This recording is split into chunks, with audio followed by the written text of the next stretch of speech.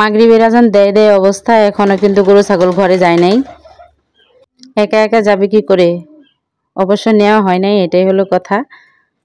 আজকে অনেকটাই সন্ধ্যা হয়ে গেছে। এই যে গরু খাইতেছে, এখনো কিন্তু 3টা ছাগল, আমার একটা ছাগল এখনো আসে নাই, সন্ধ্যা হয়ে গেছে। চিন্তা করতেছিলাম, তো ওই যে দেখলাম হাইলা দুইলা আসতেছে, তো আর এখনো বাসায় আসতেছে না। আজান কিন্তু অলরেডি দিতেছে, তারপর পাতা ধরার পরে দৌড়ে আসছে পাতা খাইতে। তো এইভাবে আনতে হয় ছাগল। আর এর মাঝে আমাদের গরুটা তাড়াতাড়ি নিয়ে যাচ্ছে, আমাদের ওই যে গরু রাখাল, ও গরু রাখে সবসময়, গরু ছাগল এগুলা দেখাশোনা করে।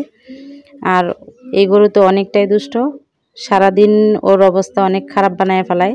যাক, অবশেষে গরুটা ঢুকানো হলো। আর এখন ছাগলগুলো একাই চলে যাবে ওদের রুমে, ওরা গেটের ভিতরে এসে পড়ছে, এখন শুধু ওদের যাওয়ার পালা।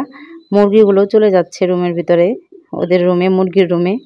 তো ছাগল দৌড়ে ধাওয়ায় দেওয়ার সময় মুরগিগুলো আবার দৌড়ে বার হয়ে এসে পড়ছে। এখন আবার চেষ্টা করতেছি তাড়াতাড়ি ঢুকানোর জন্য, কারণ আজকে অনেকটাই সন্ধ্যা হয়ে গেছে। ওর আবার বাসাটা দূরে, ওর তো বাসায় যেতে হবে, ও আবার ভয় পায়। এই কারণে আমিও সাথে আজকে সহযোগিতা করতেছি, তাই ভাবলাম একটু ভিডিও করে নেই। তো তাড়াতাড়ি করার সময় এই যে কাজ করে ফেলাইছে, এই যে ভেঙে ফেলাইছে। আজকে কিভাবে দরজা দিবে চিন্তা করতেছিলাম। তো ও তো হাসতেছিল, আমিও হাসতেছিলাম। ও প্রথমে ভয় পাইছে যে আমি বকা দিই নাকি, তবে বকাটা দেই নেই, বলছে কালকে লাগাই নিও। তো আজকে সব কিছু দিয়ে এই যে ঠোকা দিয়ে চলে যেতেছে। আর হচ্ছে এই যে ছাগলগুলো এসে কিন্তু আরাম করতেছে, ওরা রুমের ভিতরে ঢুকেই বসে পড়ছে। আর এখন দড়ি বাঁধার জন্য ওই ছেলেটা ওই যে দড়ি নিয়ে দৌড়াইতেছে, বান্ধা বান্ধা ওদের জায়গায় দিয়ে আসবে। তো ওরা আবার রুমে এসে ঠিকই বসে পড়ে, কিন্তু সারা থাকলে সকালবেলা আরেক দিক দিয়ে বার হয়ে বাহিরে বার হয়ে পড়ে। এই কারণে ওদেরকে বান্ধা রাখতে হয়। তো ওদেরকে বান্ধার পরে এই যে আয়সা পড়ছে কবুতরের এই জায়গায়, কবুতর গেছে নাকি দেখতেছে ও। তো একটা গেছে, ওইটা ও ঢাইকা নিল, আরেকটা আমি ঢাইকা দিছিলাম, ও দেখে নাই, তবে এখন দেখলো।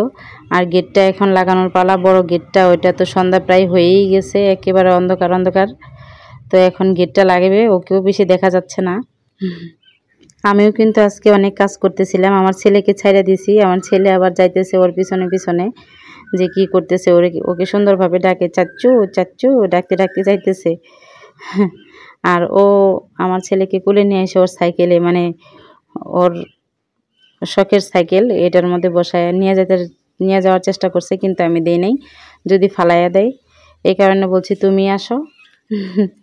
তো চলে যাবে ও। গেটটা আরেকটা দরজা আছে, ওই দরজাটা আটকে নেবে, তারপরে ও বাসায় চলে যাবে।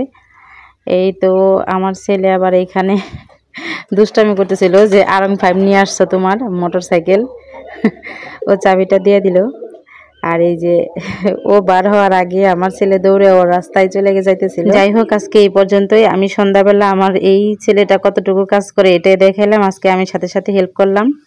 আমি সাকিব তৌসিফ পেজ থেকে, সাকিব তৌসিফের আম্মু। আল্লাহ হাফেজ।